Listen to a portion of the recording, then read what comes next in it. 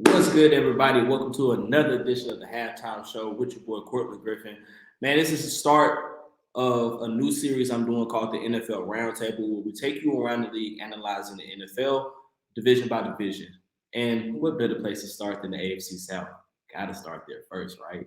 I got some familiar faces. I got some new faces. Some old, some new. Man, these are all great guys. Some of the best from around the AFC South, man. Some of these guys write for their team. Some of these guys are just fans. But the one thing we all have in common is we know a lot about the AFC South, and we're going to bring it to y'all today.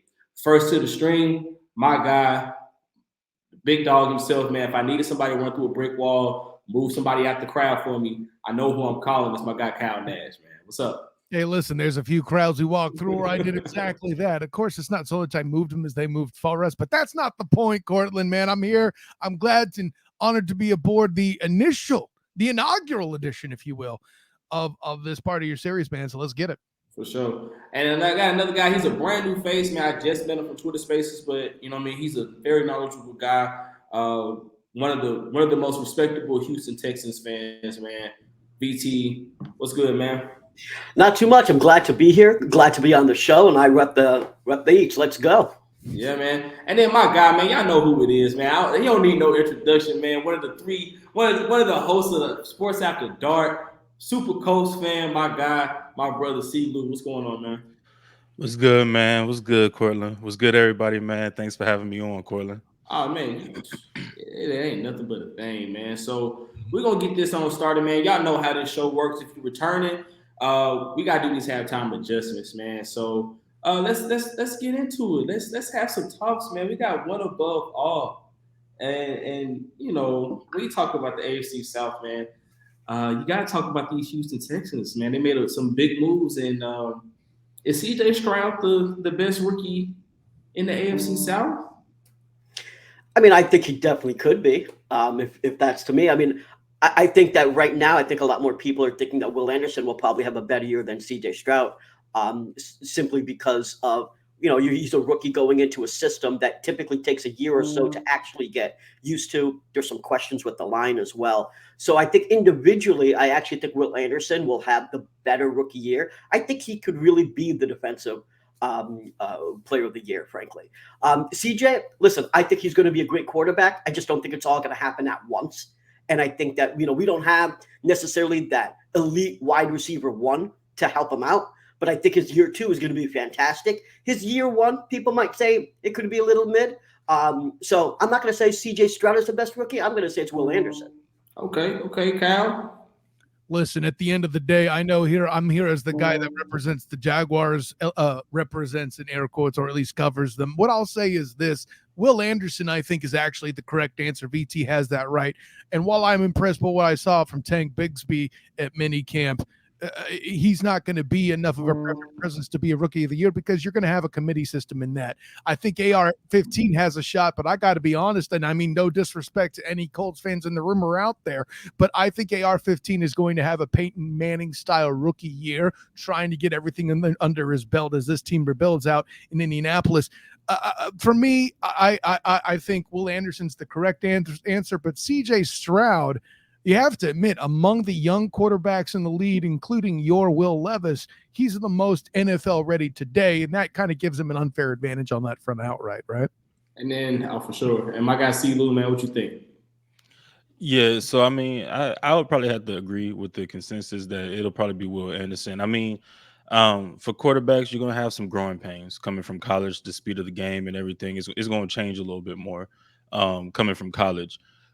Defensive, like the defense side of the ball, it's not. I mean, the game is still faster than college, but it's an easier adjustment in my opinion. So I think Will Anderson will probably have will probably be the best rookie. I mean, it's a lot of rookies in the AFC South this year, and some of them are going to get their feet thrown to the fire ASAP, especially in Indy. So, I don't know. I would probably say Will Anderson, for sure. I'll say this just to stir it up so we're not all just following the crowd. If there's a guy that might be a dark horse, I only mentioned Tank Bigsby because he's got Doug Peterson coaching him there. And listen, Travis Etienne, I think you've seen that durability down the stretch might be a bit of an issue, but I mean that's kind of the problem you have when you have the versatile running backs that are required in the NFL. Not all of them are big. The position or the guys playing them haven't gotten to that sizable version. You know, if to VT will get this reference, even one who was able to be strong and fast and the great JJ Watt had his injury experience. Gronk, the same thing at the tight end position. I think the only guy that's been consistently healthy is a guy that's been able to do everything with size and speed as his position that I can think of off the bat is Aaron Donald possibly, but we can get to that debate later. The punchline is this: Tank Bigsby, I think, has the opportunity to give you that dark horse because he's bigger than Travis Etienne and will be able to handle more durability. And Doug Peterson had that unique ability to pencil whip teams with their weaknesses. I think the best example was, with no disrespect, Silu, the Colts here in Jacksonville losing their 8th straight in Jacksonville. That game, he just pencil whipped at every position you happen to be injured at this week. They all got healed up. Then you all win the game when Jacksonville goes to Indianapolis. That's what Doug Peterson does, and I think that gives Tank Bigsby an opportunity to be that hidden threat when you're worried about what's going on in the receiver corps. I just think a guy who's getting praise from his teammates and coaches that he's like a 5th-year vet as a rookie. I think you got to give some respect, man. So shout out to CJ, man, and the things he's going to be able to do. It's going to be exciting to see him come in. But talking about running back, you brought up Tank Bigsby. Tajay Spears got drafted out of little old Tulane, and people was talking about my guy. But the one thing that the Titans have always had is luck with the running back position. Is he the next in a long line of greats to wear two-tone blue? I mean, I'll take this one first because I've covered him more than once with the black and gold banneret. And back when Tulane was 2 or 3 or something on the year last year, he still was a standout in that game. I watched it right here in the bounce house, and to do what he did, he was a big part of that team winning the conference championship in the American there. But you know what else I saw that's essential, gentlemen, is the versatility that a running back must have. For a dude his size, he blocks well, and if you do not play defense and take a proper angle, he will kill you. Just ask UCF's defense. Gentlemen, Tajay Spears is what an NFL running back can look like if he develops his body and stays healthy. And at the very least, guys, you got to ask, he's at least a change-up option to Derrick Henry, right? For sure. He is, but let me say this, all right, because you just said if he can stay healthy. I think that's the biggest problem, and I think that's why I actually have an issue with the pick. If I was the Titans GM, I wouldn't have made that pick. You already have Derrick Henry, who's aging, and who's going to be 30 years pretty soon. And the thing is, yeah, is he going to be a change-up is for Derrick Henry? Sure, but the guy already had 2 ACL issues. He doesn't have an ACL on one knee. He has arthritis. He's probably going to be a one rookie guy, meaning a one contract guy. I don't think the Titans are going to re-sign him. I think he makes it about 3 years into his rookie contract and starts to fall off. And that's the problem I have with this pick. You already have a running back that could likely get traded in the middle of the season if they're looking to get compensated with some draft picks. If you guys are not going on a playoff run, Derrick Henry could be out. And now you have someone that isn't going to be there long term. So I don't like the pick, honestly, for you guys. I think it was a mistake. I think that he'll have a great year this year. He's going to be involved in the passing game. You guys do have issues in the receiving end, and I think he's going to help you there. But long term, I don't think he's a solution. And I think that you guys won't like the pick long term. That's you. See, Lou, what you got to say, man? Yeah, I kind of agree with that too. And it's not to harp on the Titans or jump on the Titans about it, but it reminds me kind of like with Todd Gurley, because I mean we know the injuries he suffered in college, and then getting into the league, he had these great years, right? And then it started falling off because of the arthritis in his knee and everything like that. So I could kind of see that happening for Tajay Spears as well. No, that's a threat for sure. But for every Todd Gurley or Adrian, or for every Todd Gurley, there's an Adrian Peterson or a Willis McGahee. Now, granted, I think the arthritis is more scary than the injuries because that means more long-term problems.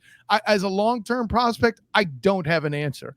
But for what the Titans need today, I think somebody in that room was like, listen, he checks all the boxes we need right now to try to get back on top of this division. Somebody must have made an impulse pick there. I agree with that concept for sure. So I'm going to say this. I know the Titans medical staff pretty well. Grew up around Dr. Elrod and, of course, some of the new doctors. I've worked with some of them in my everyday job. The great thing about this, they do their homework, and they do their homework extensively. Tyjae Spears, in practice, you wouldn't know he had an arthritic knee at all. He doesn't slow down. He doesn't favor the knee. Like, if he got to cut left, he's planting. He's getting left. He's got to go right, he's planting. He's getting right. And the one thing that I like about him was during his interview, post-draft interview, he said, I talked to Frank Gore, and I asked Frank Gore, how do you sustain a long-lasting career with no ACL in your knee? That said a lot to me. That said everything I need to know. The guy has the mentality to last long. Whether he's an 1,000-yard back, I don't know. We don't know.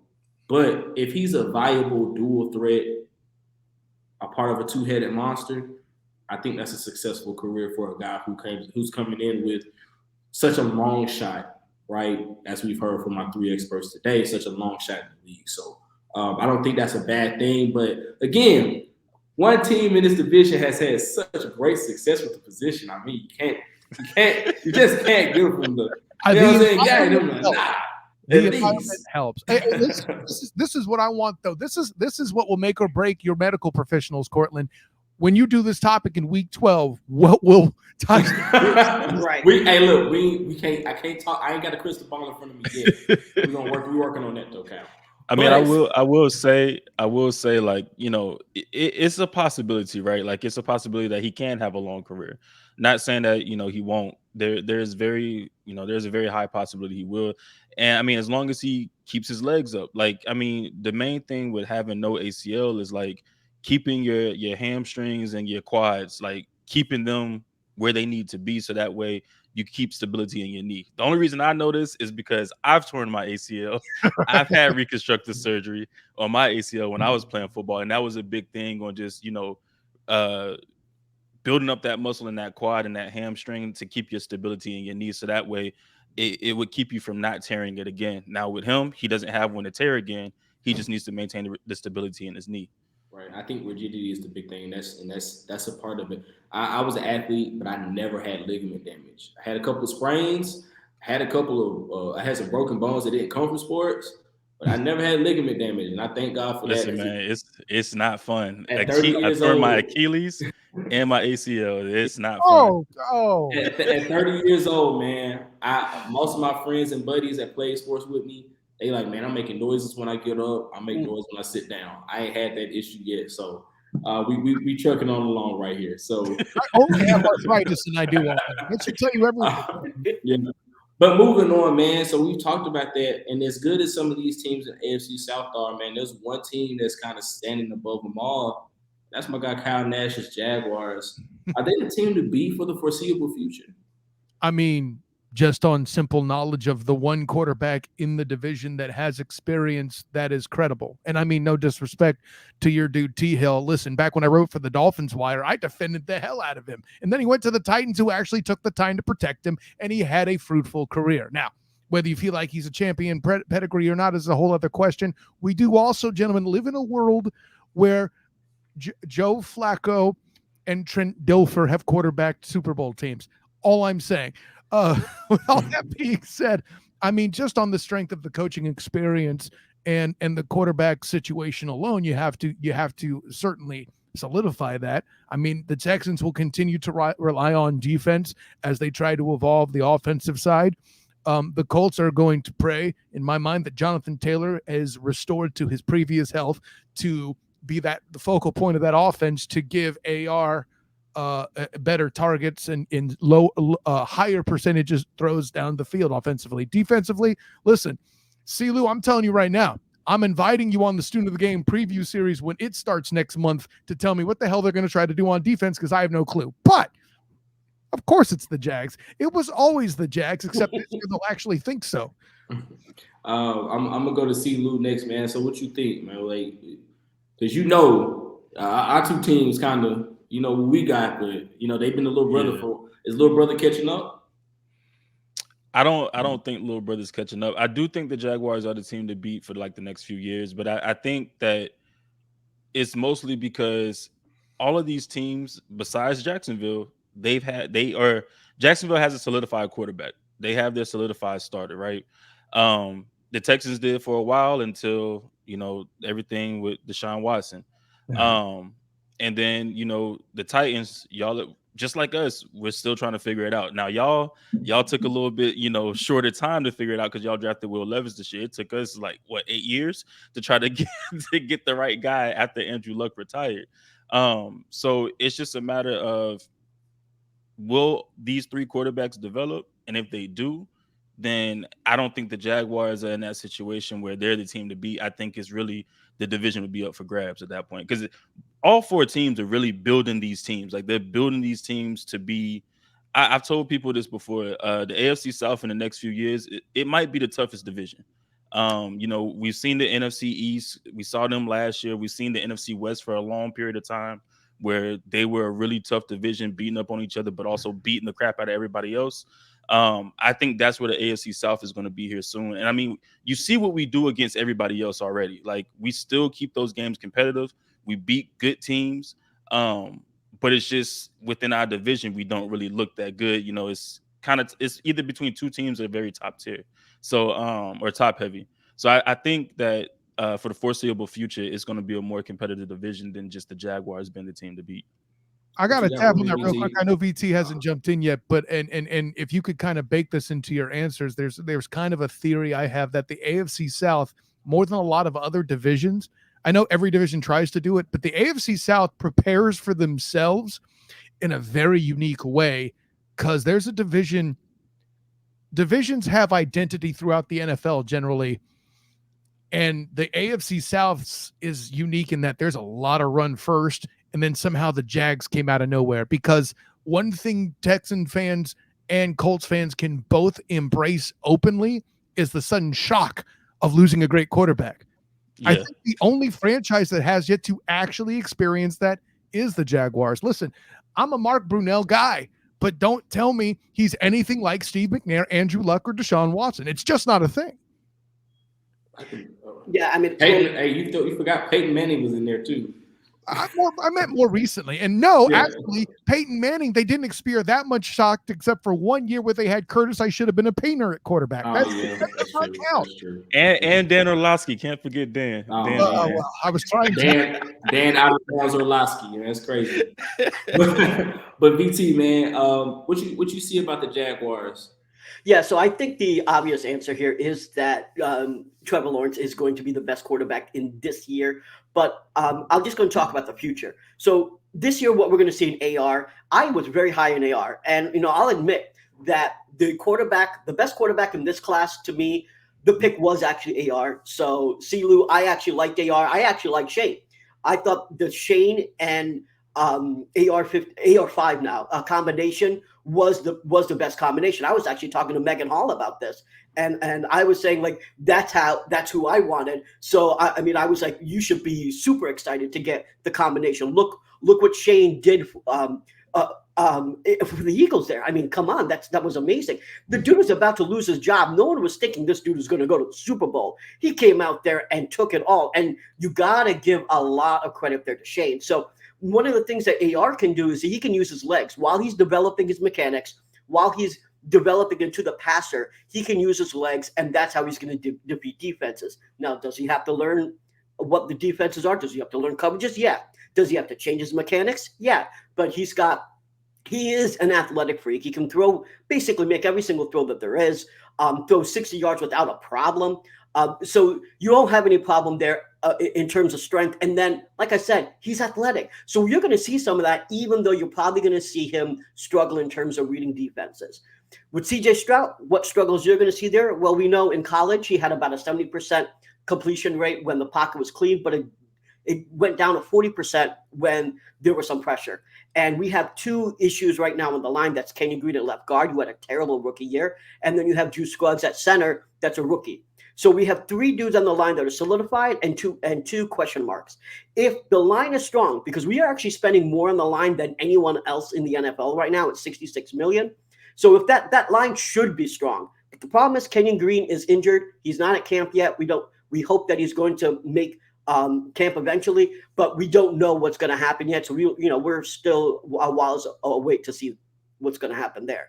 If everything goes well, then yeah, you're going to see the line being strong and you see some things that CJ can do. But what's really going to matter about CJ is how will he develop when he's under pressure. This year is going to be the year that he's going to be in the NFL, obviously for the first time, and figuring that out on a scheme that he's not used to, with an OC that is also figuring out, with an head coach that's figuring out. A lot of question marks for the Texans. So I'm thinking this is the development year. This is the last quote unquote rebuild year, because 2024 Jags, we're coming for that ass. But for now, this is the last year that you guys get to take home. In my opinion, I think you guys do win the division. I think that Trevor Lawrence will be the best quarterback. Now, I'll quickly just talk about Levis. My issue with Levis isn't that he drinks mayo, drink it all day.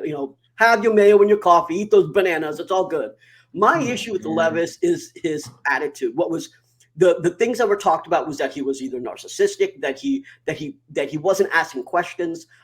He thought he knew everything. And you cannot be a team player, especially when you're a rookie quarterback, if you are not be a little humble, and try to be a sponge. That's something that CJ is doing. He's asking everybody from Jalen Petrie to Jimmy Ward to Matt Burke, the DC, or the head coach. He's asking everyone possible, how can I get better? What is this going on? He's learning. What Levis, when I heard, I talked to some scouts and stuff in the offseason, and they said that they didn't like his attitude more than his game film, his attitude. And I think one of the biggest issues that you saw, one of the reasons why his pocket presence looks poor, isn't that he doesn't know the pressure's coming. He thinks, I can defeat it. He sees the guys coming and says, I can run right through them. And he can't. And that's why he has so much negative yardage. That's why he has negative rushing stats this past year. And this is the problem that Levis is going to have. If he can't control his brain, and I'm talking from a mental standpoint, not a football IQ, but just making sure that he can actually listen to his coaches, he's going to fail. So that's going to be something to watch this season. For sure. And that's the crazy thing, man. That's the reason why I brought these guys on, man, because they know their stuff, man. Well, so let me jump in real quick. I want to ask VT something I think is an interesting concept, and you'll pardon this Aaron Evans original painting of me from my playing days. But you mentioned the offensive line there. Would you argue that the biggest offseason achievement they made was somehow smoothing things over with Laramie Tunsil? Because I thought for sure that dude was out like a fat kid in dodgeball, man. No, not this year. We had an issue with Laramie Tunsil last season. When so he has hurt his thumb. He was supposed to come back in 4 weeks, and ended up staying out for the entire year. They smoothed things over before. So Laramie Tunsil was all in. He's already said that he wants to stay in Houston and stuff like that. That was pretty much, at least for all the Texans fans, we know that that was pretty much a done deal. In terms of the amount, a lot of people are praising, the fact that, he doesn't really have an agent, stuff like that. He, believe it or not, yes, he's the highest paid left tackle, but he's really only getting $3 million more a year. In terms of contract value, he's getting less than $10 million over his entire contract, which is not that much. We were already paying him, is what I'm saying, and he was just happy to get an extension and be on paper saying, I'm the highest left tackle. That's what he wanted. That's what he got, and he deserves it. Oh yeah, dude is Laramie Tunsil is he's uber talented, man. Just keep him away from the gas mask down there in Houston. Hey, listen, that's what got with the Dolphins. Why was that gas? I'm all for it, buddy. But man, speaking of all the new talent, man, we just heard about all these new guys, man. There was a guy at the combine when I was there that hit it up by the name of Julius Brents, and he's got all the tools. And I'm gonna go to my guy C. Lou here, man. I talked about luck with a position. The Colts have had some luck with the cornerback position, whether it be free agents or drafting them. Is he the next shutdown corner in Colts blue? I don't know if he's the next shutdown. Now, I love the pick of Julius Brents. I know y'all follow me on Twitter and everything. Y'all saw me during the draft. Just speaking things into existence, I should say, because that day, but I was telling. By the way, great follow, damn it. And so Julius Brents was one of the guys that I wanted, and so was Darius Rush. And I think Darius Rush may be the one that is the more so shut down, consistent corner. I think Julius Brents is uber talented, and I think he's going to be really good for us. But I think Darius Rush is going to be the one that's going to be the household name as the next Colts shutdown corner, in my opinion. And I'm gonna go to VT next, man. So y'all have one of the more talented young wide receiver cores with adding Tank Dell and those guys. And Julius Brents is very good at what he does, being long, tall, and he's one of the better athletes. I think he ran 4.2 at the combine, I believe. Do you see what the Colts are building, and we know how good defensively they are, and you look at your receiving core? Do you think that's going to be a tough challenge for y'all? I think it's going to be a bit of challenge depending on who he's up against. He's 6'3", if I remember correctly, right? Mm-hmm. So, one of the things is the way that Tank Dell has been able to beat dudes isn't with the size, obviously. He's always going to be the smallest dude out there, but he beats him with his speed and his footwork. And I think that's what they're going to have to do. They're going to have to use those matchups and see how can Tank Dell, for example, try to beat these larger dudes. Like I said, he's never going to be able to beat anyone impressed with his body. If he does, it's going to be with his speed, and he can cut on a dime. He can use his speed, and I think that's what you're going to have to do. You're going to have to look at dudes that can do that. As far as Xavier Hutchinson is concerned, he's the contested catch guy. He has the reach. He can extend, and that's how he can defeat someone like a Brett. So we do have some of those guys, whether one's taken in the third or one's taken in the sixth round. We do have two of those rookies that can help. I think that Nico Collins, however, if he stays healthy, can also be that because he can beat him with his body, right? One of the issues that I do have with Nico Collins is that he was going to be that dude that could always beat any contested catch. But he lost a little weight after his first year and he got hurt both years, right? He had less than 500 yards. And so one of the things that we're going to have to wait and see is if he can stay healthy this year. If he can stay healthy this year, yeah, he can beat dudes because he'll beat dudes with his body. He'll run over you, right? And that's what. So we have some of the tools here. We have different traits, whether it's Tank Dell, whether it's Nico, whether it's Xavier. So if we can literally figure out who we want to match up and do it properly, yeah, we can take care of what the Colts got put together. For sure. And then I got to come to Kyle, man. We know the guy that's coming back, Calvin Ridley. Julius Brents is probably going to be matched up with the best receiver on the opposite side, which is either going to be Christian Kirk. 9 times out of 10, it's probably going to be Calvin Ridley. Do you think he matches up even as a rookie? Do you think it's trial by fire for him or with his athletic traits? Or do you think he's going to, probably get whooped on his head, for lack of better terms? I can't help but notice that when it comes to the Jaguars, you completely avoided the DB question. Why on earth is that?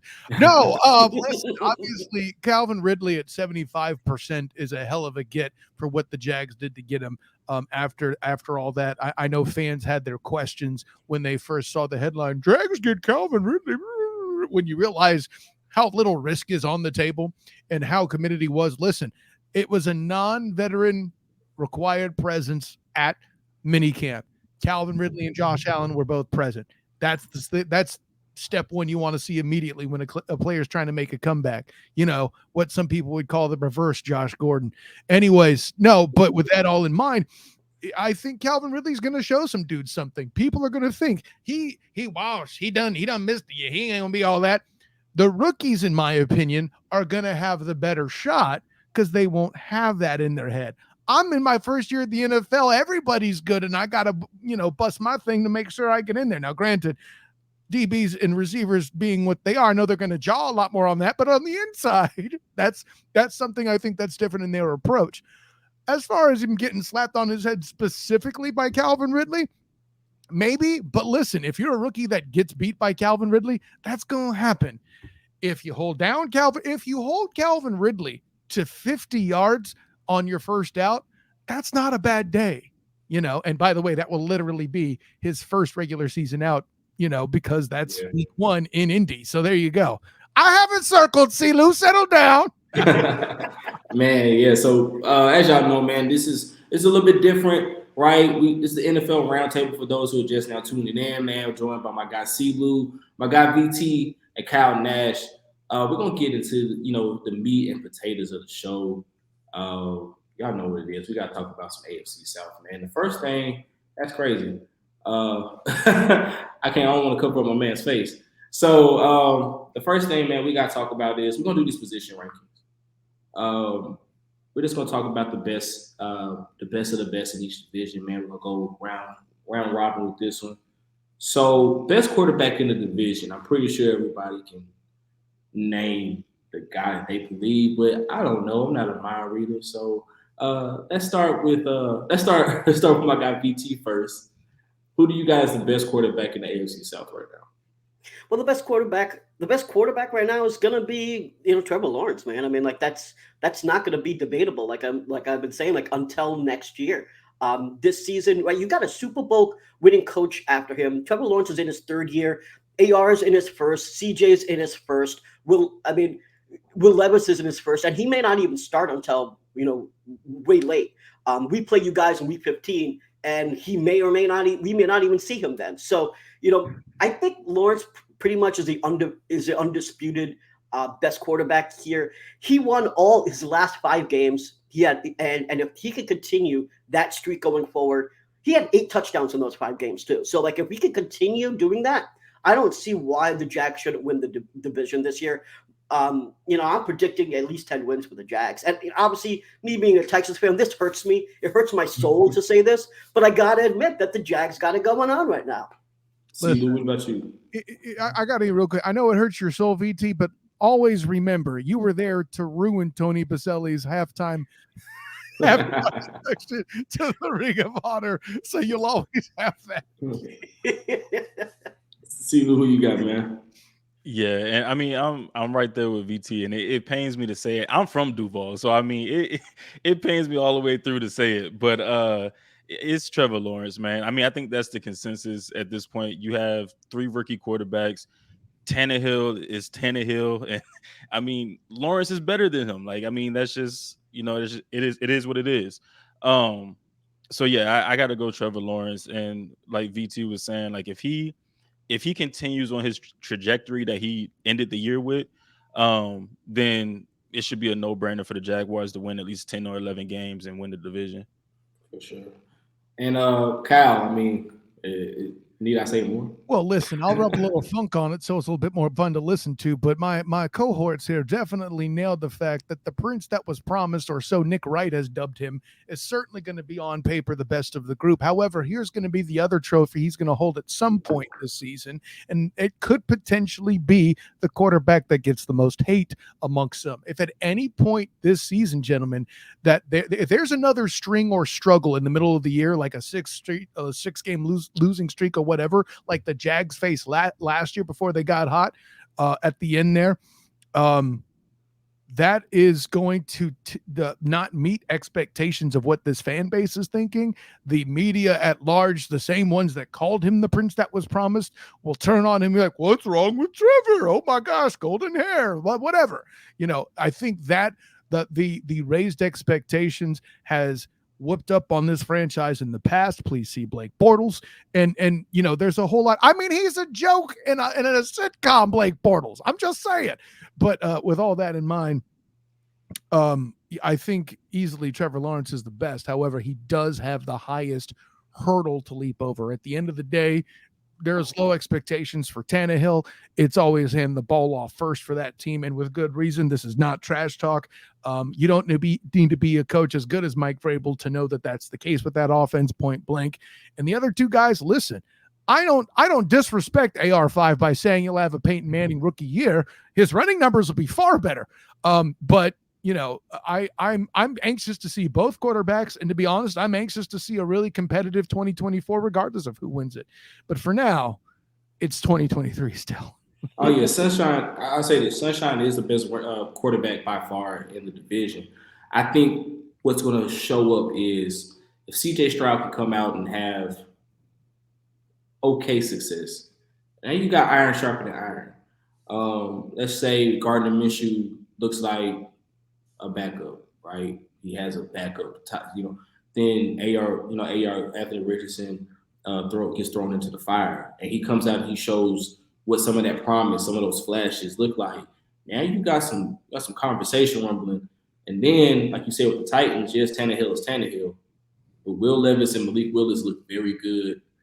Being at camp, seeing those guys, that ball fly off them hands, man, it was different.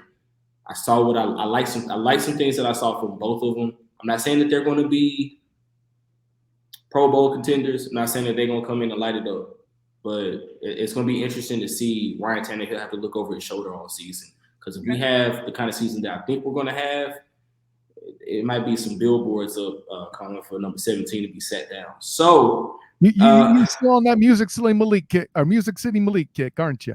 Oh yeah. Oh, for sure. Until he proved me wrong. But he ain't giving up to number 7. But like Will got to work for that one. But let's go to this next one. This is where I think some of that. This is where we're gonna see some of the fire come out. Best running back in the AFC South, man. I'm gonna start with my guy C. with this one. Man, you already know where I'm going, and I don't even care that he was hurt, but last year, you already know I'm going JT. Man, JT is the best running back in the division. I mean, I know people gonna say Derrick Henry. They're gonna talk the Derrick Henry stuff. My dog JT missed 6 games last year. He played 11 games, started all 11. And he had some, the injuries with his ankle. He had to have the surgery at the end of the season. But I mean, he still managed to put up 800 and something yards, averaging like 4.5 yards a carry, still had like 100 and something yards receiving, and still had like 4 touchdowns. So, I mean, to me, JT plays a full season. He's right back. He's either right there with Derrick Henry in yards, or he probably has like 100 or 200 yards more than Derrick Henry had this past season. And I mean, hey, man, we know what JT can do when he's healthy. For sure. What about you, Kyle? Listen, it's not because I have any problems with Jonathan Taylor. In fact, this time 2 years ago, or this time even last year, I too would have voted for JT. However, I don't accept ballots for absentee votes in this particular instance. Listen, my dude already cited the 6 mixed games, and he was already limited quite a bit when he was coming back. And trust me, I like Jonathan Taylor. I loved it when he was picked for the Colts. And, he's a fun guy to watch, even when he's bashing his way there in Jacksonville. I mean, listen, I'm not a Jags fan. I just cover them. But the better they do, the better it's for me as a media guy. I want to go places, CeeLo. I like going to playoff games, okay? But all that to say, for now it's Derrick Henry because when his injury was obviously less severe than Jonathan Taylor's, but he was the guy who had the most important attribute for any running back, and that's availability. And not even Travis Etienne could have claimed that. And, the running game in Houston is something I think that's still kind of developing and is a committee. So if you're kind of in a committee situation, you're not going to have a single best guy. It's not every year that you see a tandem. Let's say Fred Taylor and Mojo comes to mind. But I got Derrick Henry, but CeeLo makes a great case for Jonathan Taylor, at the worst being an infinitely close second, and that could all change sometime during the year. I reserve the right to make that adjustment because I think Derrick Henry this year is going to face a down year, but a down year for him is still like 1,000 yards, so it's fine. Go ahead, BT, man. Who you got as the best running back in the South? Yeah, I think at this moment you could say it's Derrick Henry. Here's the issue, and I agree with Kyle, and I think, Cortland, you heard what I was saying on the space when we first met, is that I think that Derrick Henry is going to have a down year. He had 6 fumbles last year, the most he's ever had in his career. 3 of them, I believe, were turnovers, and they started pulling him out of the fourth quarter because of that. And I don't think those problems just miraculously go away. Father Time is undefeated in the NFL, and I think that he's going to start catching up. One thing to note about Dameon Pierce is that even though he had just 50 yards shy of 1,000, he could have came back and had more of those 1,000 yards or over 1,000 yards. It was an administrative decision to save him for this coming year.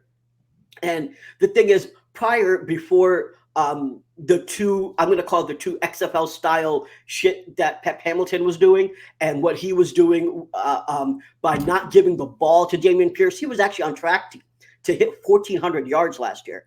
And then all of a sudden, Pep Hamilton said, you know what? We're not going to run the ball at the goal line. We're going to do stupid things, like try to pass 3 times when we're 5 yards out.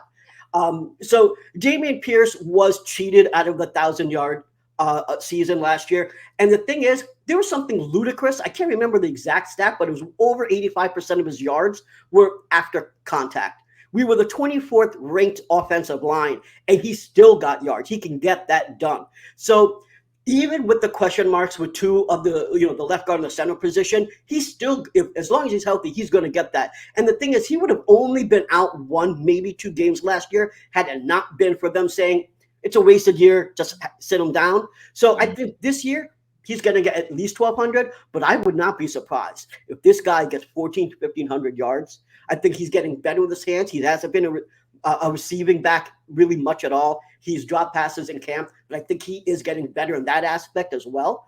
So I think you could face a competition here where it's really a full-weight competition. If you think about the AFC South, we have some of the best running backs in the league. I mean, in all honesty. And that's one of the division thing I was talking about, VT. You got it. Yeah, that's one of the best things about the AFC South. So that's a competition I think that's really going to be amazing to look at. From a fantasy perspective, draft our running backs, dudes. Like, draft them all.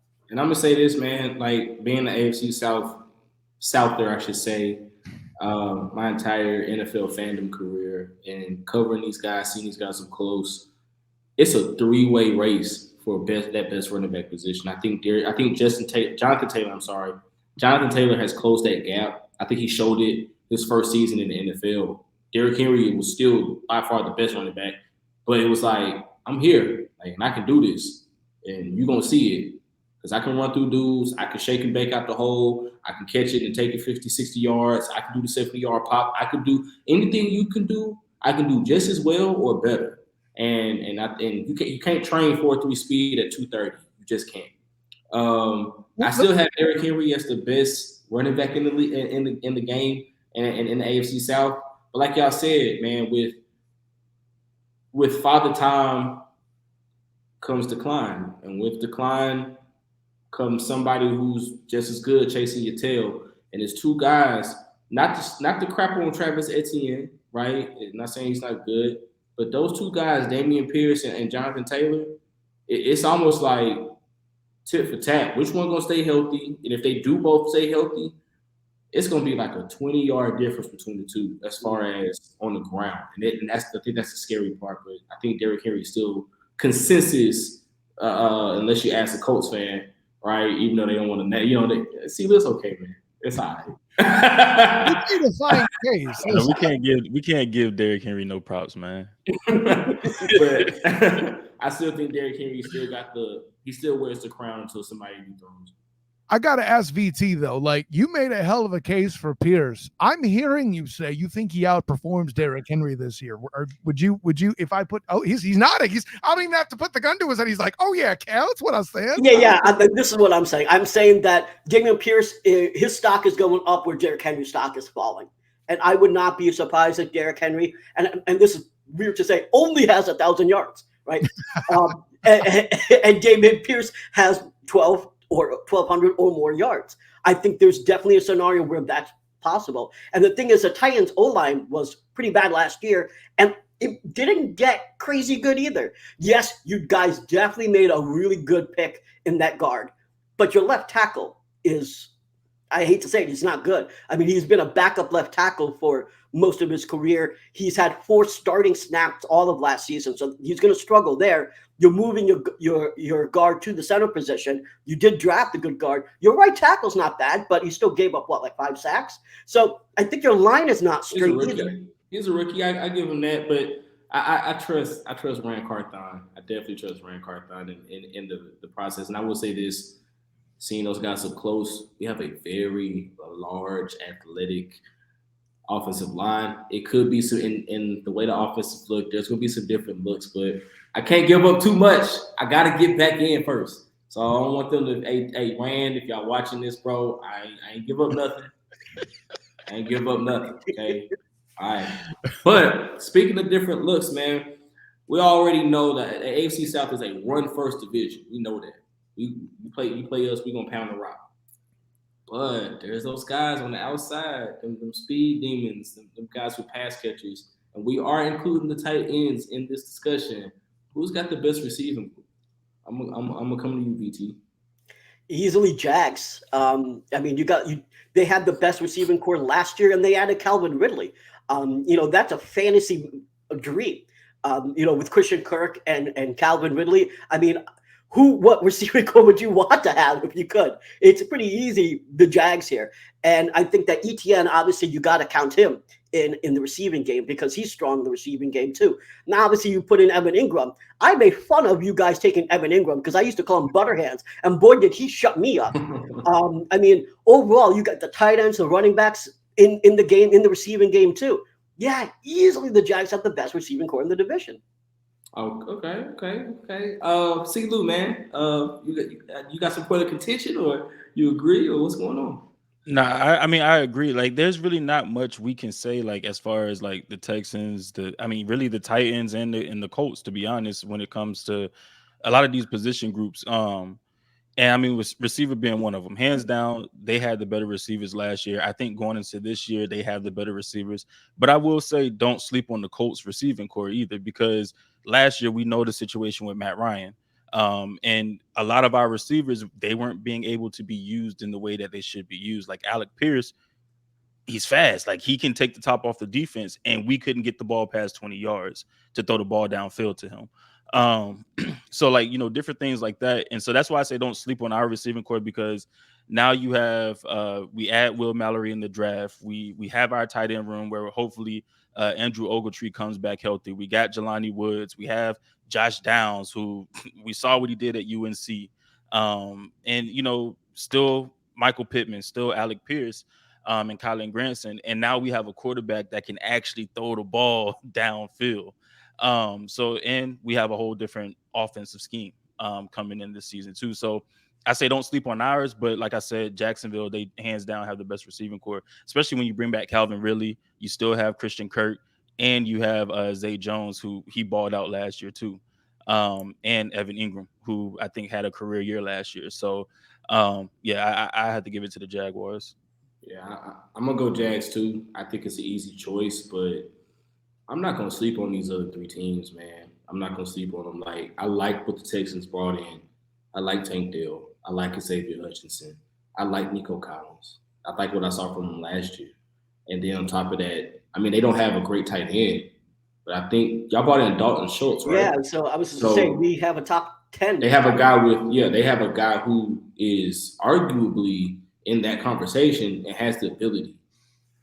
Then you talk about, like you said, Ogletree, Mo Alley Cox, Alec Pierce. Then they added my guy, Josh Downs. Shout out to my UNC Tar Heel, Josh Downs, man. Been following that guy since he was at UNC. And I forgot Isaiah McKenzie. We signed him. Isaiah McKenzie. And then you got Michael Pittman Jr. That's a scary group. And Josh is a very good receiver. He's gonna be working out of the slot a lot. When the Colts were great, they had a big receiver that can go get it. When you need the tough catch, they got that now, Michael Pittman. And they had a little shifty guy who could stretch the field by the name of T.Y. Hilton, number 13. And Josh Downs, he fits that mold. And it gets scary because he's just as well he's a speed merchant, but he can run routes. He's got great hands. So he does some very, very good things when he has the ball in his hands. And also I'm gonna talk about the Titans too. Chigo Okonkwo has earned the nickname Baby Delaney for a reason. And I don't think you can call him Baby anything. I think you just need to call him Chig because dude is a monster. Traylon Burks looks like a totally different player. And then, there's the elephant in the room, or should I say the nut in the room, that might, number 10 might don a two-tone blue jersey this season. So we'll see what happens. Again, Rand, I didn't say nothing. Don't shun me. But Kyle, man, who do you think got the best receiving core in And it's not close. Listen, gentlemen, you enunciated all the stats that they were there. The third point I'll bring in, or fourth, I should say, that I'll bring in is environment. I'll even leave Evan Ingram out for a minute. You have two defensive coaches. My dude D Ham jumping in. What's up? you have two defensive coaches in this division, one of them a rookie. And listen, as a 49ers fan, I know why you took D'Amico Ryans, but dang it, it's another defensive guy that left. Anyways, hopefully they'll have at least the success that the Jets did with Robert Saleh. But the punchline's this: like, you have a Super Bowl caliber coach who's written a book on offense.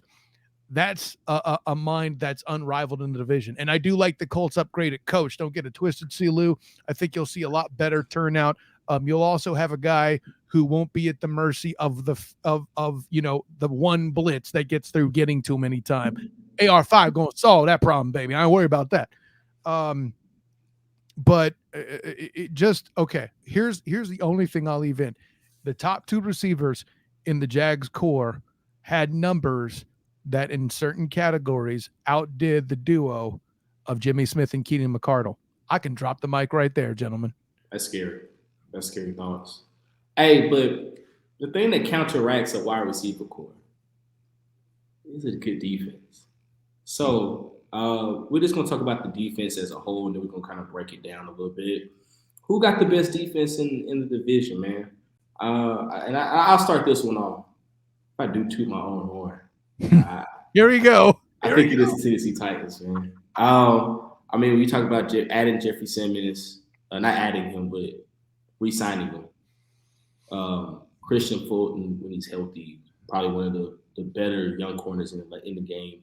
You add Sean Murphy-Bunting. KB is possibly still the best safety in the game right now. We had the best safety duo the last 2 years in a row with him and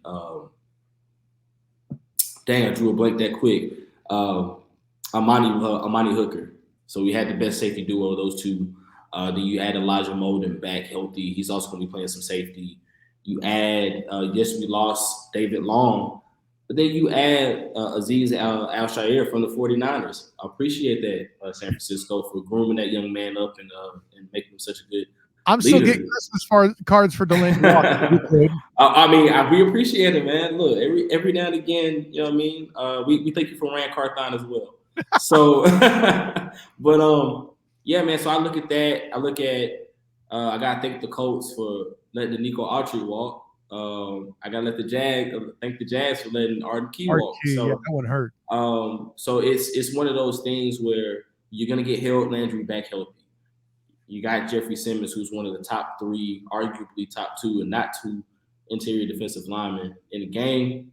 And then, like I said, that linebacker core, they're going to be able to run free, fit run gaps, and that defensive backfield is stout this season. I think as a total group, man, I think we solid. I think we got it. I'm gonna go to C. Lou. I'm gonna go to the guy who I feel like got the number 2 defense. Hey, listen, man. So last year our defense was nice. It went under the radar just because our offense was trash. So it put our defense in a lot of bad positions, but our defense kept us in a lot of games because they were really that good. And when you look at like DVOA and different stats like that, you would see that our defense, it was ahead of the Titans last year. But going into this year, I would have to say it's the Titans. And it's just because we have so many question marks at this point. You know, we trade Stephon Gilmore away. We know what happened with Isaiah Rodgers, who was supposed to step in this year and probably be the number 1 guy on the outside. But, you know, he got popped for gambling on the NFL and on the Colts. So so there's that. So now we have rookies that come in when Juju Brents, Darius Rush, and Jalen Jones may even get some burn this year just because we're really thin at that position. Also, the linebacking core is really thin as well. We don't know what we're going to get from Shaq this year because he's still coming back from the back surgery. We let Bobby walk and go to the Giants. So if it wasn't for that, like those major pieces, then I would say hands down, like it would be us and y'all would be a very close second.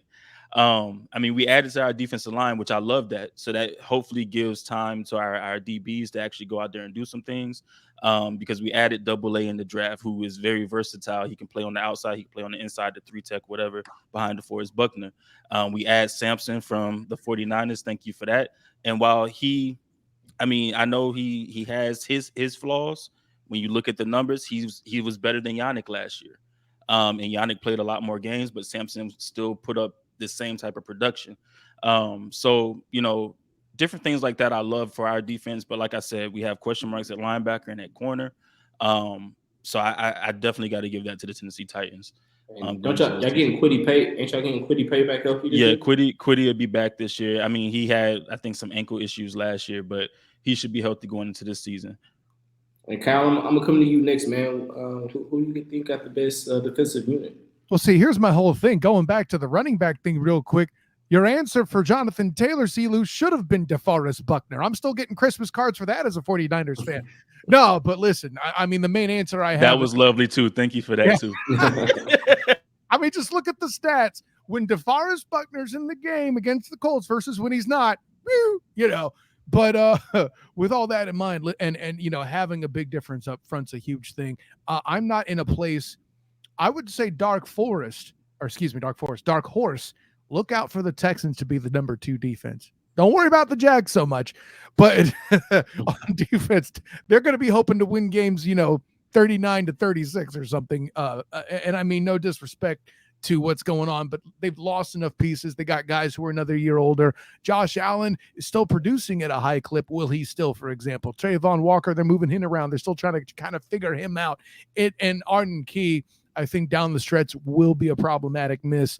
And as much as I like Oluokun, but I think what the Texans are doing with their front is sneaky good. But the question being what it is, it's complete defense. And today that goes to the Titans. Listen, I'm not here to say that this division is a strong defensive division. It damn sure isn't the AFC North by any stretch of the imagination. But this is a group that has been for years used to gearing up and attacking the run first and foremost. All 4 divisions have a deep history of running back talent. And now Trevor Lawrence coming in and sort of disrupting it with a quarterback that's not Urban frickin' Meyer, and having a pass-happy kind of offense. Not to say he disrespects the run. It's just Doug Peterson is a pass-happy guy. I don't think that's, breaking news anywhere. So I'll put it this, it's in the book, pass to score, run to keep a lead, right? But yeah, at days in, I got the Titans for complete defense. I don't, that's where I'm at. Oh man, we 3 for 3. Come on, BT, don't break the cycle. So first, I got to say, I actually have to break this up a little bit and say we got to break up the front 7 versus the secondary a little bit, because the Texans are going to shock a lot of people. I actually think we're going to have a top 5 secondary. We were actually a top 10 passing defense. Yeah, I know teams ran on us, but we actually improved our secondary quite a bit last year. So with Derek Stingley right now looks like Brooks Cabina, who actually said, quote, Greek god, pause. But yeah, he looks like a Greek god. He went in that gym and just got big, pause. So like his upper body, his legs, he looks like he's going to be a beast. Petrie had 5 interceptions and almost 150 tackles. The thing that everyone has to remember is that the dudes that had the most tackles were Jonathan Owens and Jalen Petrie. DBs, not linebackers. So our front 7 was the problem last year. So we went ahead and got Will Anderson. Then we got Sheldon Rankins. Then we got Henry To'oTo'o. And then Denzel Perryman. So we made a lot of changes in our front 7 combined. We already had a great secondary. We added Jimmy Ward and Shaquille Griffin. And Steven Nelson was a beast. He got his first sack of his career last year, too. So we already had a strong front 7. We are adding we already had a strong secondary. We're adding to our front 7. So combined, I got to agree with Kyle here that we could be a dark horse number 2. And I would actually say that we will probably have the best secondary in the division. Now, I'm not saying the best front 7, but the best secondary. And what that means is that, between Nelson and Derek Stingley, and you throw in Petrie and Jimmy Ward up there, we really could have a no-fly zone. So I think as good as Trevor Lawrence will be, and AR throw-in, Tannehill, if he's not injured and stuff like that, like we're going to be able to bat down passes. We will have a no-fly zone. So I think that's going to be the scary part. It's the run defense that I'm most scared about when it comes to the Texans. But I do think that the additions of Sheldon Rankins and obviously Will Anderson Jr. are going to help that. We were last year. We were in last place last year in terms of rush defense. That is going to change this year. Yes. I think we'll probably be somewhere in average. But between a top 5 secondary and a mid run defense, I think we got the chops to be number 2, and potentially overall, because our secondary is so good, we could actually take the number 1 defense. So I'm saying that the Texans are coming for that ass. Hey, look. Hey, look. Slow your roll. I like you, BT. Look, I want to bring you back on the show at some point. but The one thing VT leaves out in that analysis is you won't have an offense that it's going to constantly put them in bad positions as they did last year, or at least to a lesser extent, and that's a big deal for a defense. Trust me, I watched it when Jacksonville was mired in Urban's coaching. See what I did there?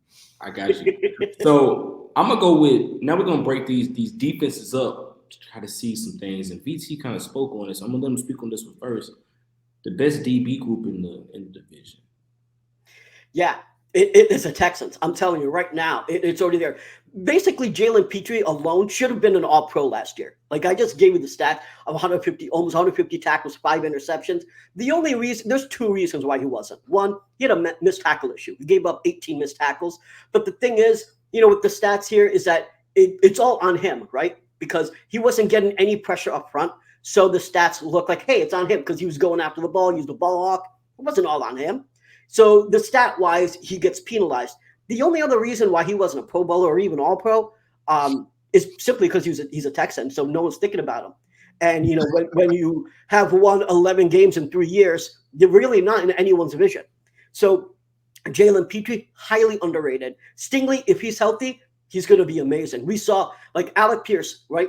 I have that on a highlight loop. That down pass in the red zone where Stingley just batting passes away. Whew, that's hot. So you have that combo right there. You bring in Jimmy Ward too, and now you got the vet presence there. Steven Nelson, like I'm saying, he is not going to be here long term, but he's going to be amazing this year again. He had a really good year last year. So you go, and then Desmond King, who could play on the inside and the outside, a real team player. You've got a DB room that honestly is the best in the division. For sure.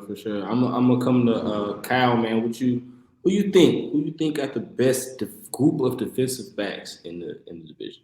Hey, listen, at the end of the day, we said all-around defense goes to the Titans, and there's a reason for that. But at the end of the day, VT's onto it. Now, granted, you could prop getting Shaq Griffin all you want. He's the only guy I've covered in 2 places, I think, that I've gotten to talk to. Of course, that would be my work with the Black and Gold Banneret covering UCF as well. Look, here's the whole thing, guys. The front, they're working on fixing. There was no way they're going to fix it in 1 year. And listen, we all talked about Will Anderson, Rookie of the Year candidate's going to be a big part of why they're dark horse number 2 here. And the reason why the Titans are only all around number 1 isn't their defensive back core.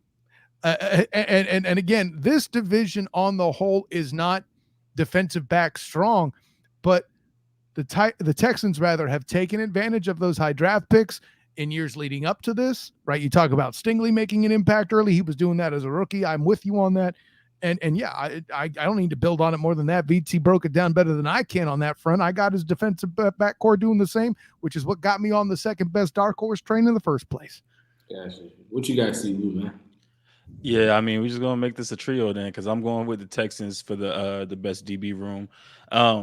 They're young. I mean, when you add Petrie and Stingley, they're a young DB room, and they produced last year. So really, I mean, there may be a sophomore slump, who knows? But at the same time, like, you can only go up, especially when you get a defensive-minded head coach in D'Amico Ryans. I mean, I understand, old boy was defensive minded too, but he didn't change. He never changed his ways. D'Amico Ryans, he has his scheme, but he's willing to throw in some wrinkles in there depending on the game. And I mean, so like, I think that's big, and that's going to be big for Stingley. It's going to be big for Petrie. You add a Shaq Griffin. You still have Jimmy Ward. You still have Steven Nelson. So, I mean, I got to give it to them. The Colts were young. Our DBs are very young. They're unproven. For the Titans, your front 7 is where y'all make y'all money, and it makes it easier for the DBs. Texans don't have that luxury. They just have to go out there and they gotta shut people down for 4 seconds. Which is tough. Which is tough. So and they do a very good job at it. And I think last year they led our division in passing yards as far as like defensive passing yards given up. So I mean they were better in that category than our whole division. I think the Colts were a close second, but other than that, like, yeah, like I got to give it to the Texans. I think they only go up from here, especially once they start adding that pass rush. Will Anderson, he'll create some pressure, and that'll help out the secondary as well. Oh man, y'all gonna make me have to break this thing up and say the Houston Texans got the this is Houston. Let's try. I'm gonna say the Titans are a close second, just because of I feel like the veteran presences that we have. Like I said, we had the best safety duo in the league the past 2 seasons alone, just off Pro Football Focus and production. And Kevin Byard is still by far the best safety in the league. And there's some guys creeping up on his back. Now, I'm not gonna say he's gonna hold that title for long, but it's still Kevin Byard, and then it's everybody else. We got, like you said, Petrie down there in Houston. He might be the next one, right? But I think, like you said, as a collective, Houston went out there without a front seven to get pass rush, to get pressure, and produced. They simply produced.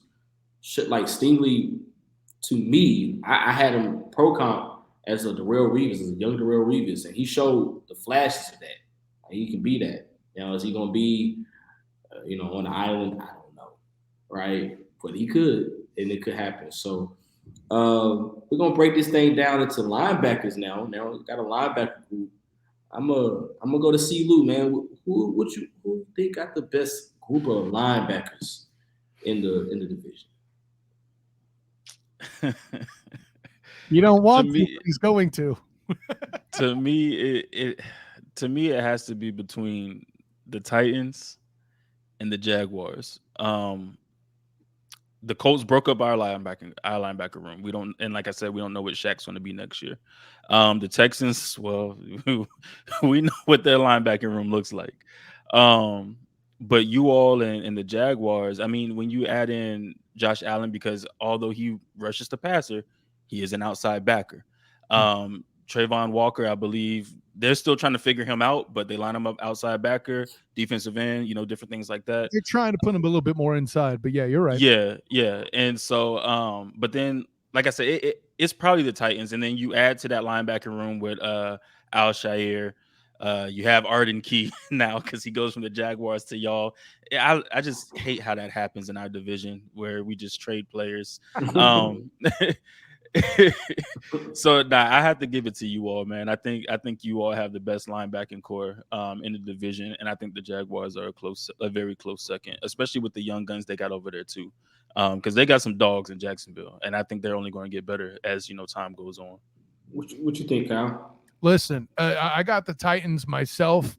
There's a reason why I was able to talk with people and players, throughout the year about Trevor Lawrence's mobility, and in division, the one that tested it the most often would definitely be the Titans. Now, granted, some of the lower scoring games involved the Texans, but that first one was so early in the year. I think you were still getting early remnants of Urban Meyer, Trevor Lawrence.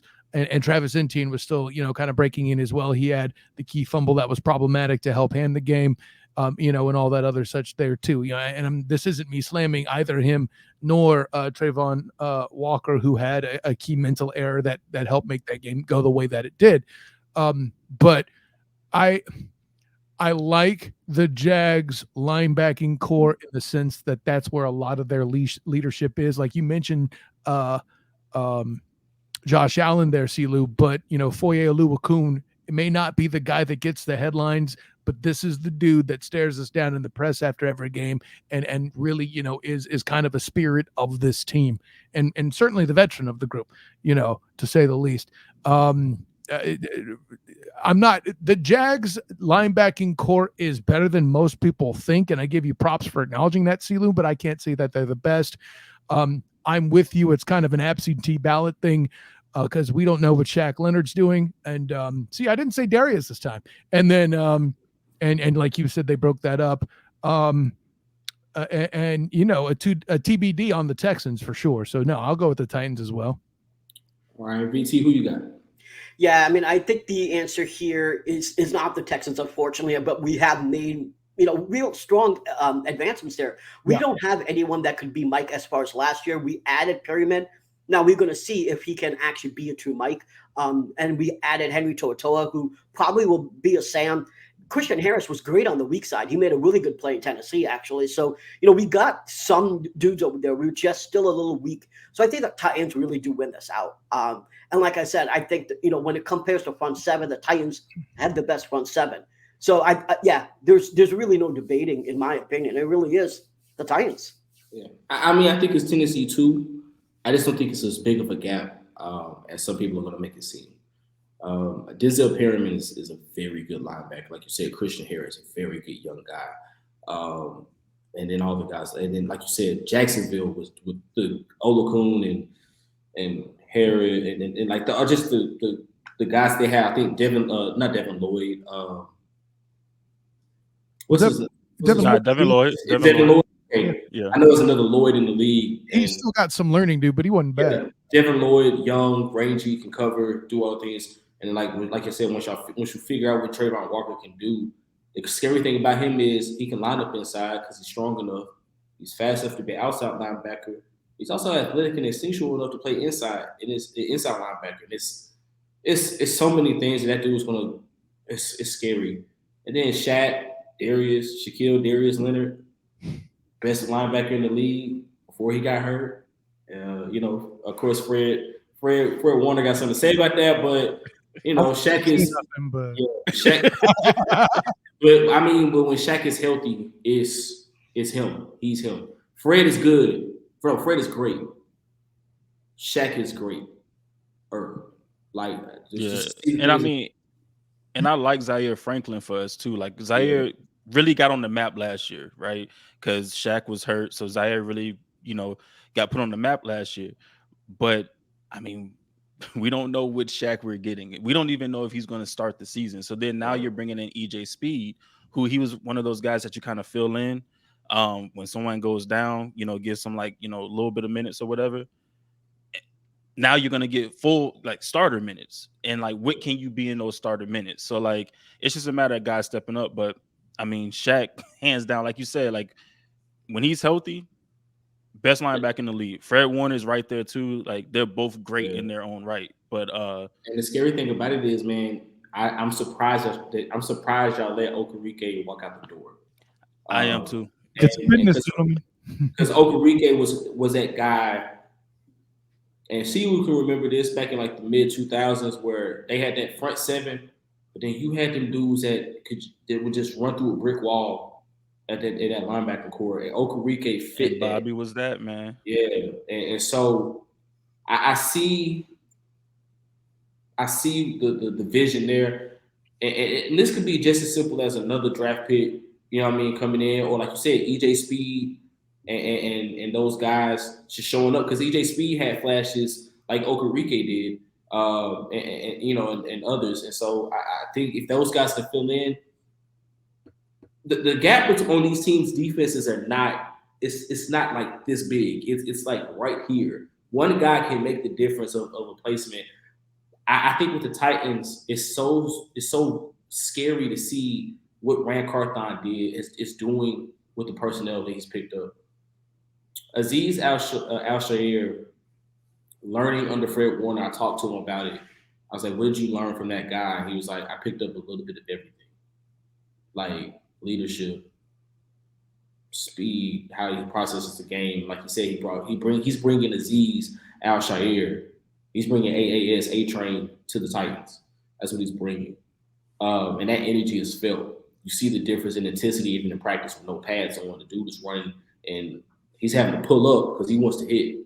He wants to get in there. So, I like I said, then Arden Key and Monty Rice coming back healthy. He looks better than he did his first 2 seasons in the league. He was dealing with the hamstring and back stuff, and now he's back healthy. It's going to be interesting to see this Titans core, but The linebacking group is looking strong. But like I said, it can be as easy as Christian Harris and those guys showing up, and they overtake it, or Trayvon Walker and Devin Lloyd finally showing the promise, and they take that first spot, or EJ Speed, Shaq Leonard comes back, and they overtake it. It's a airtight gap in between all four of these teams and their linebacker cores. But I appreciate all the love, guys, for the Tennessee Titans.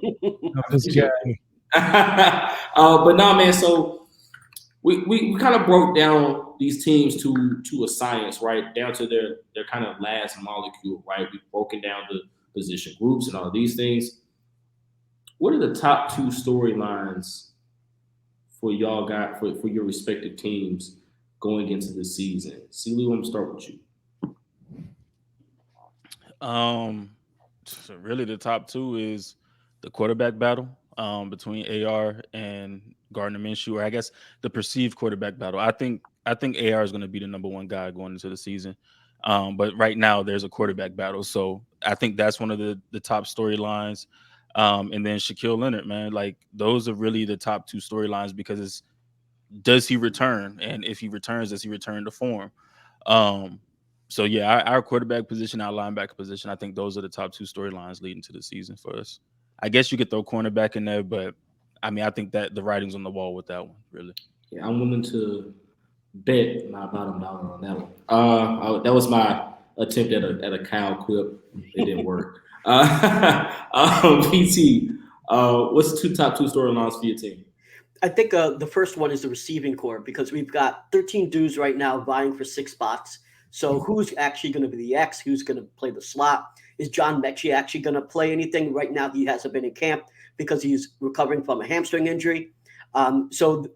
Is Nico be the X, or is Robert Woods? We're paying him guaranteed money. He's a vet presence. He knows the scheme. Is he going to be the X? So Xavier Hutchin, he's a 6th round rookie, but he's got all the tools to actually be an X. I think he was taken really, really far. And so I think the battle there, the most exciting one, is the receiving core battle. I think it's a no-brainer that C.J. Stroud's going to beat Davis Mills. Yes, it's not official, but I think that's pretty much going to happen. There's really not even a perceived battle there. So that's happening. And the second thing, really, outside of the receiving core, really is going to be what's going to happen on the defensive side. Is Perryman going to be the mic? Is Kursky going to be the mic? Is Henry Tautua going to try and take that spot? He's been given the role there in camp of being the mic every once in a while. Now, I don't think he's going to be the starter there, but we do have some options there. And I think so the receiving core and then the front 7 really are the two biggest things that we got to look out for. I forgot all about Christian Kirksey being down there in Houston. I might have to rethink that linebacker group, man. I got a little bit of contingency down there. Okay, I see you. Okay, Houston. Y'all still not gonna be able to wear Houston Oilers blue, but it is what it is. But Kyle, what's your two storylines, man? Will Jacksonville fans be able to deal with getting eliminated by the Chiefs again? No. Oh wow. No, I'm joking. Listen, I think for all the talk we're dealing with the pretty boys, the one thing we're not talking enough about are the Hogs. Jawan Taylor, he's a Chief now, and Cam Robinson facing the prospect of a suspension. Listen, Walker Little came in and did a great job taking on Micah Parsons for a good portion of the Cowboy game, which was eventually an overtime win because he did the job that he did. But at the end of the day, the guys they brought in, I know they drafted super high for the offensive line. I'm glad they brought Harrison in. Don't get it twisted, but I don't know that it's enough. One guy does not pick a repair unit that is 5 men working as one, and 2 of them are problematic. Oh, deal with it, Drew. We're not talking about the Red Tails. I mean, anyways. So, no, with all that in mind, shouts to D-Will. But, with all that in mind, the other story is, and this goes right in, I know we could talk about the defense and why did you not work on the pass rush? But you said 2 of them, they didn't have a super great pass rush right now, and I think they're trying to still work their way through that. They don't have the personnel to do that yet. I don't really think that's a storyline. Everyone's accepted the defense as being lacking up front. I think the other storyline is, does Trevor Lawrence live up to the hype? People got him as a top 5 quarterback in the league. Hold on there. Listen, you want to make it top 10? I can side with that, mostly because nobody in the NFC, for the most part, has anybody really to contribute for all intents and purposes. No, I'm not trying to throw any shade at Jalen Hurts. He's already in the top 5 and lists many. I got no problem with that. And the next thing up is Dak Prescott for most. Listen, I'm sorry. I scoff at golf. All right. But the punchline is this, gentlemen. Trevor Lawrence has an awfully big set of shoes to fill. Can he actually do them? In my mind, this is his sophomore year, and there's a chance with what's going on up front and having to get chemistry with what's going on there, he may see that sophomore slump this season. Okay. I'm going to say this for the Titans. It's going to be with or without D-Hop, is your passing attack good enough? And the reason I say with or without him is Treylon Burks going to take that number 1 spot leap? Is he going to take that, that number 1 receiver leap? He looks like he can. I think he has the ability. The question is with him, right? Is Treylon good enough to take that leap? And does D-Hop still have it left in the tank? We've done this before. Randy Moss, you thought you was getting something? Nope. Julio Jones, we thought we was getting something. Didn't happen, right? So this is like the Colts. This will be our 3rd time trying to take an old guy who had a name and do something. Oh no! Don't forget about Andre Johnson. Y'all took him after us. He caught a game. Hey, look, he caught a game-winning touchdown. That's the only one that kind of worked out for us.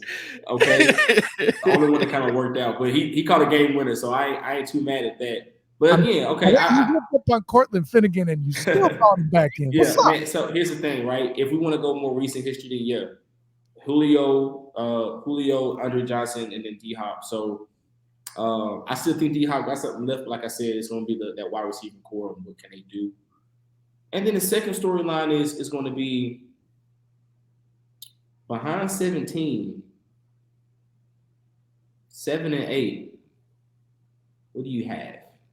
It's going to be that battle for the number 2 spot behind Ryan Tannehill. Malik Willis has taken a step forward. Will Levis is still trying to get the mental side of the game down. He has all the ability. The question is going to be, who is the second quarterback going into the season? And if the Titans have the kind of season I think we're going to have, who's the guy that is under center for the remainder of the season? So you got Music City Malik over Derrick Henry's health? Okay.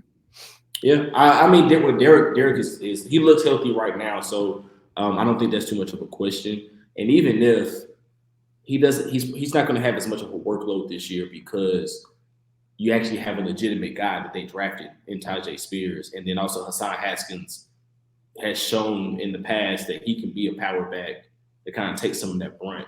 He can be that kind of Deontay Foreman style of back, and take some of those pressure snaps, right, on 1st and 3rd, 1st and 2nd down, where they're loading the box up. He can take some of that. So I don't think that's going to be too much of an issue going forward. Okay, but it's a committee thing. I got you. Yeah. So with that being said, we got the headlines out the way. Kind of winding it down here. This is where it gets interesting. We're going to do some division standings. How y'all think at the end of the year, week 18, the division AFC South stakes out? I'm going to start with VT. Yeah, so I put this prediction out there in multiple forms, podcasts. I wrote articles about it, so I'll say it here as well. Jags 10-7, Texans 7-10, Colts 6-11, and Titans 5-12. I think that's how the division rolls. I think the Jags are the division champions. I think that we do enough throughout the season to actually get in second place. And I think the West away, the cards fall as they do. So yeah, Jags on top, and I think the Titans take a step backward and are the last in the division. Okay, Cal. I'm not going to throw in records like VT because, listen, I don't want to completely run spoiler on the Student of the Game podcast. I do have my own previews coming up over the next 2 months. But, VT, I like that you're on top of it like that. I'm not talking trash. I'm trying to give you the Taylor Swift defense. It's me. Hi, I'm the problem. It's me. Okay? But I do have your placements a little different. Listen, I'm not ready to completely sell on the Titans yet, but then again, injuries could happen and completely throw all this off. I too have the Jags. I think so far going double-digit wins in my head. And winning the division. I have the Titans at 2. I have the Texans at 3, and it's not so much that I have a problem with anything AR5's doing. Matter of fact, he's going to win a game or two. Goodness knows the Titans have enough problems historically with the Colts. But at the end of the day, I feel like there's still a bit of a struggle there on other parts of the ball. There's a lot of too many cores that were cleared out, especially on defense. And at some point, the young rookie needs somebody to make a damn stop. And I think that's going to be problematic for the Colts in a lot of games. I have them at the bottom there too. So the Texans do show improvement and make it to third spot, but I think the top 2 remain the same. All right, see, what you got, man? Yeah, I hate to say this, but I kind of got it like Kyle has it. I'm not expecting a lot of things from the Colts this year. I'm really not. I do think the Texans will be better than us this year, just because I think they've solidified more roles on their team on offense and defense than we have. Like I said, plenty times we have issues at different places where whether we let people walk or people just they took a gamble on themselves.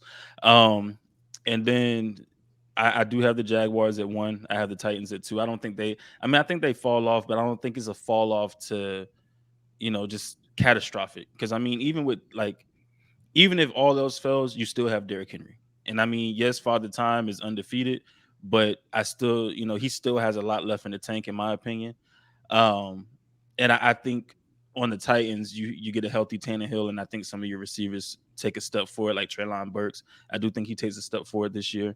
Actually, I picked him today to have the best year 2 out of some of the rookie receivers from last year, just because he didn't really do much last year. He was hurt in and out the lineup, and this year, with more continuity with Tannehill, he should probably take a step forward. So yeah, I have the Jaguars, the Titans, the Texans, and then the Colts at the bottom of the division. Man, y'all gonna make me sound like I'm going against the grain or something. Oh man, I'm gonna put mine at the bottom here, man. I got the Jaguars winning the division. I think they're the team to beat. I don't think that's a question at this point in time. I think last year they found their groove, they found their identity, and Doug Peterson has shown once he gets his fingers into the pot, things start to kind of work themselves out. And I think he has the kind of young core. I think they have the quarterback continuity that the other 3 teams in this division, outside of the Titans, but Ryan Tannehill is nothing to write home about right now. So I think they have the quarterback continuity to make some things, to be the better team. I got the Texans at 2. I think the young talent, regardless, I think C.J. Stroud is good enough to get you 4 to 5 games. I think the defense and DeMeco Ryans' brain are good enough to get you another 2 to 3. And 8 and 9 is nothing to scoff at, right? And I don't think this division is going to be won outright. This is the AFC South we're talking about. I don't care how good a team has been in the past. Even when the Titans were 13-3, right? The Colts was still right there. The Colts was still like a game and a half behind. I think it was like a late, it was still like a scenario they could have won the AFC South that year. So that's how close this division is. Co-MVPs, right? Yeah. Even last year, we still had a chance through all the turmoil. We still had a chance to win the division through week 8 or something. Yeah. So it's one of those situations. I got the Colts being at 3. And I think the one thing I think is going to be the difference between the Colts and the Titans is health, simply health, and the receiving cores. Yeah. Regardless of who you have under center, right? Whether it's AR or Gardner Minshew, that receiving core in Indianapolis is more complete and more well-rounded than what we have in Tennessee right now. If you don't get D-Hop, Treylon Burks and Chig Okonkwo are your 2 guys. And then you have to find maybe you have to hope a Nick Westbrook-Akina has a game. You have to hope a Chris Moore has a game. You have to hope a Kenny Phillips has a game, right? You have to hope some guys on the outside of those 2 have a good performance and can expose a matchup in order to win you a couple of games. And I just don't see it happening. And it's not to say that the team's bad. It's not to say that the defense won't win you some games, keep you in some games. But we all know you need two things in this game that we watch and love, right? That's luck and skill and some skill. And to me, luck hasn't been on our side the last 2 or 3 years. We've led the NFL the last 2 seasons in injuries. We broke the record one of those years, and we were on pace last year to break the record for players suited up in an active roster. So it's not me being a Debbie Downer. It's not me being not optimistic about the Titans. It's just this is objective, Cortland, right now, and objectively, I just don't think our offense is built to outscore you in a division that has firepower, right? Like the Jaguars, firepower like the Colts, and potential firepower like the Houston Texans. And I think that's going to edge us out at the end of the day. But those are my standards, man. I mean, how can you be called Debbie Downer on a franchise that's currently on a 7-game losing streak? I'm just saying, you know. But yeah, man. So that was the show, man. I appreciate you guys for coming through, man. I appreciate all the people that watched the show, man. Again, this is part 1 of the NFL Roundtable brought to you by Halftime Sports or the Halftime Show. I'm sorry. Ooh, did I give something up?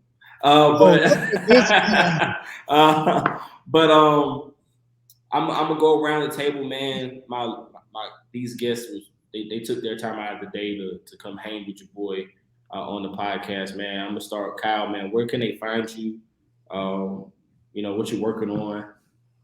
Listen, gentlemen, in honor, joy, and privilege, always fun to do my thing with Cortland. And, CeeLou, we always have a good time. You're going to be on my show here sooner than later. I just haven't told you the date yet. And VT, great work. Listen, you're not just a Spaces guy in my mind. You're an analyst. You had a lot of great points tonight. I even loved your records because while they were the same, they very similar to last year in a lot of ways. They account for the fact that some of the teams on the schedule are harder and some of the teams on the schedule aren't. You got a lot going on there. I like that. But anyways, enough of the props. It's time for me to talk about me. Kyle Ness, Student of the Game. You can find me on Twitter at the SOTG. Find me on Instagram as the same, the SOTG. Find me on Facebook as the Student of the Game. Check out my writings with the 3-point conversion and the black and gold banneret covering all things either NFL or UCF with those particular instances. Like I said, that's how I saw your boy Tajay Spears so much, Cortland. And then, of course, the Student of the Game podcast every Wednesday night starts at 8:40 p.m. Eastern. Check it out on either the YouTube stream for the Huddle Up Inc. podcast channel there, or check it out on any of my socials there. And if you don't get it live, you can get it on demand wherever you get your podcast, Spotify, Apple, and whatnot, all that there. And honor, joy, and privilege. But gentlemen, until next time, class dismissed. All right, VT, man, where can we find you? What you working on? Yeah, you can find me on Twitter at BrownChubbyBear. You can also find me every Wednesday at 8 p.m. Central on the Texans Fan Battle podcast with my co-hosts Matthew Briggs and Crenshaw. Our next guest is actually going to be Paul Gallant from ESPN, so check that out. You can find us on YouTube where you can actually interact with our guests and ask questions, or you can get your podcast anywhere you get your podcast from, Apple, Spotify, yada, yada, yada. If you want to argue about Texans or AFC South or anything, find me on Twitter. I'm always arguing, running spaces. I'm your guy. Want to argue? Let's give it a go. And then last but not least, man, my guy CeeLou, man, where can they find you? Yeah, man. Y'all can find me on Twitter at DropBallsPod. I have a good time on Twitter, man, all the time. Always making jokes, always trolling, but I still give, my thoughts, my sports thoughts or whatever. Also Twitter Spaces, man, Sports After Dark. I'm the one of the co-hosts on Sports After Dark with Ashley Baker, who's the host, Mark Gunnels, and shout out to Young Heavy. We all do our thing on Sports After Dark. We also check out the YouTube page, Sports After Dark. We got some dope stuff coming July 11th. So yeah, y'all aren't gonna want to miss that. I also do my thing with Meg, Kev, Chip, Boom, and Bad Guy or Good Guy. We do our Horseshoe Pride joint. We do that. Matter of fact, I think we're recording tomorrow. But check out Horseshoe Pride. You can check us out, horseshoepride.com. Also follow the YouTube page Horseshoe Pride. All Colts, everything, man. But yeah, I'm mostly active on Twitter, so if you give me a follow, you'll get to me. Man, appreciate that, man. And last but not least, it's the host. I mean, I got to give y'all who I am, right? Host of the Cortland Griffin, man. Y'all can find me at DC Griffey on Instagram, at DC Griffey on Twitter. I'm not a hard man to find. I'm either in the Twitter space, giving people analytics, giving people the real, or I'm in Sports After Dark, trying to pack people up, you know what I mean, doing my thing, you know what I mean? See Lou know, you know, sometimes I'm trolling. Sometimes I'm trying to be serious. Sometimes I get out my body. It just depends on the day and how I'm feeling. But man, I appreciate y'all again, man. Y'all know what it is, the halftime show. Please tune in on my Facebook page. You can also search on Facebook, the halftime show with Cortland Griffin. There's a whole page dedicated to these shows, and those shows will be on there for you to rewatch. Also, go to the YouTube channel and search the halftime show with Cortland Griffin. You can pull up every episode that you've missed and go back and see some of the great guests that I've had on the show. Also, I got on some new drip, courtesy of my best friend, man. He supported the show. This is my first time wearing this. I just saw the number. That's cool. I like that. Yeah, man, I got the 1/2 on there. So it's going to be some hats, might be some jerseys, some T-shirts coming, you know what I mean, so y'all can support in that manner as well. Also, we got jersey swap. Damn it, let's do it. Hey, for sure, we gotta do it. And then also find me on a 3-point conversion. You can find my Titans articles. You can find my NBA articles, WNBA articles, and all things sports. Again, this has been the halftime show with your boy Cortland Griffin. I'm the best in the nation. Peace. Peace.